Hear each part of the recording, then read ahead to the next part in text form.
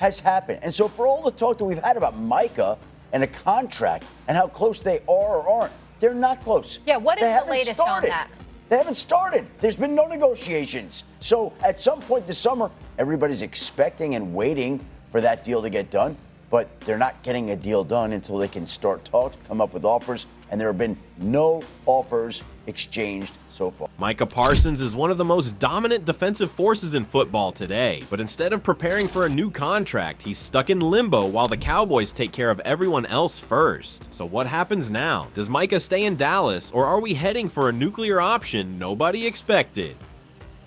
Micah Parsons is heading into the final year of his rookie contract, playing under the 5th-year option, fully guaranteed at $24 million. But despite putting up more than 50 sacks over his first 4 seasons and being a generational edge rusher, the Cowboys haven't locked him up yet. Instead, Dallas has focused on massive extensions for Dak Prescott and CeeDee Lamb, moves that have left Parsons feeling frustrated and overlooked.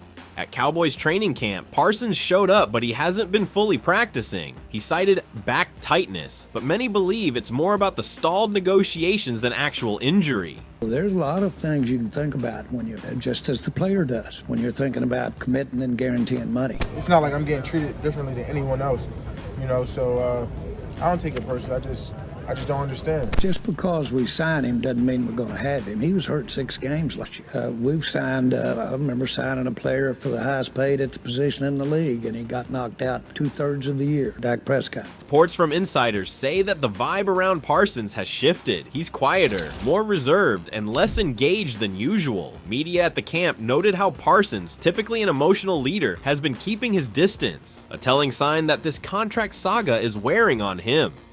Even fans have started noticing a difference. Social media is filled with speculation, and some Cowboys diehards are worried this might be the beginning of the end. The longer he stays in limbo, the louder those questions will get. So why the delay? For Jerry Jones, it's about strategy. The Cowboys have a salary cap to manage, and prioritizing their franchise quarterback and wide receiver is understandable. But waiting too long on Parsons could come at a steep cost. The market for elite defenders is only going up, and any delay could mean an even bigger contract down the road.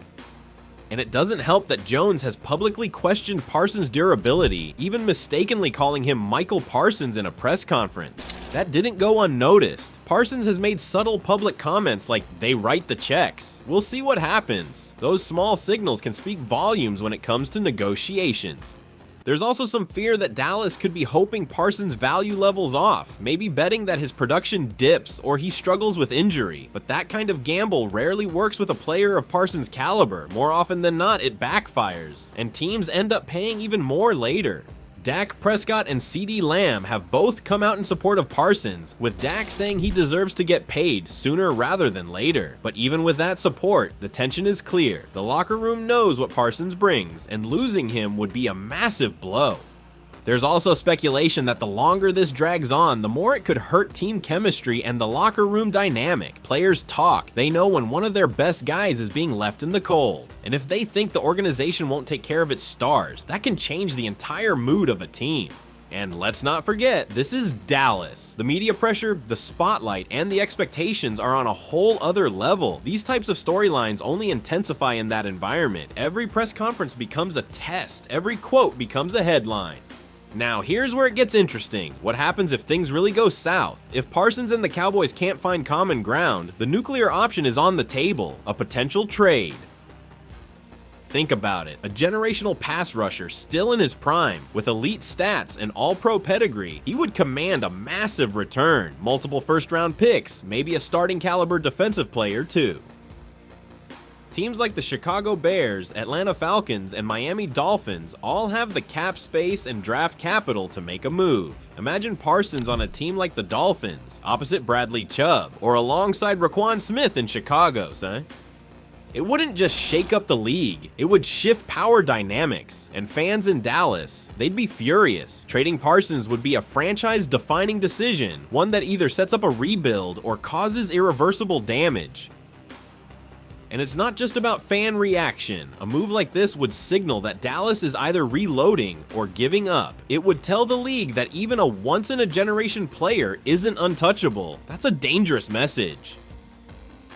We've seen this before. Remember Khalil Mack?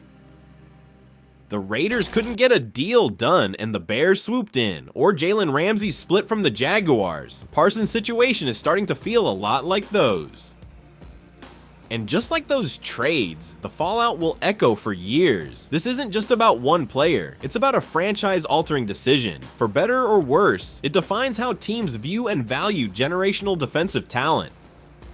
The Cowboys could either repeat the mistakes of the past, or they could finally take control of the narrative and pay their superstar before it's too late. And history has shown, when you lose a player like Parsons, you rarely get equal value in return. So what is Micah Parsons really worth? Look at the top edge rushers in the league. TJ Watt, Myles Garrett, Max Crosby, they're all making close to or above $30 to $35 million per year. Parsons is expected to command upwards of $40 million annually. Parsons brings a rare combination of speed, power, and versatility. He can line up anywhere, pressure the quarterback, and even drop into coverage when needed. That kind of talent is almost impossible to replace. And based on production alone, he's earned it. He's been a top 5 defender in every major statistical category since he entered the league. The longer the Cowboys wait, the more leverage Parsons gains, especially if other top defenders reset the market before him. And let's not forget, Parsons is still just entering his prime. His best football might still be ahead of him. So what's next? Jerry Jones says they're working on it. Parsons says he wants to stay, but right now, there's no deal, and as training camp rolls on, the pressure is only going to build. Fans are watching, the media is circling. Every day that passes without a deal, the noise gets louder, and as the season gets closer, the stakes only rise. If the Cowboys want to contend this season, keeping Micah happy and on the field is a must. But if this drags out, don't be surprised if trade rumors turn into reality. Will the Cowboys pay up, or will Micah Parsons become the next superstar to walk out the door? And if he does, how will Dallas ever fill that void? What do you think? Should Dallas break the bank to keep Parsons, or is it time to consider a trade? Drop your thoughts in the comments, and don't forget to like and subscribe for more NFL breakdowns, contract drama, and everything in between. Thanks for watching. If you enjoyed this video and want more deep dives into the biggest NFL stories, hit that like button. It really helps the channel grow. Subscribe and turn on notifications so you never miss a moment, especially as this Micah Parsons situation continues to unfold. Until next time, stay locked in and stay football smart.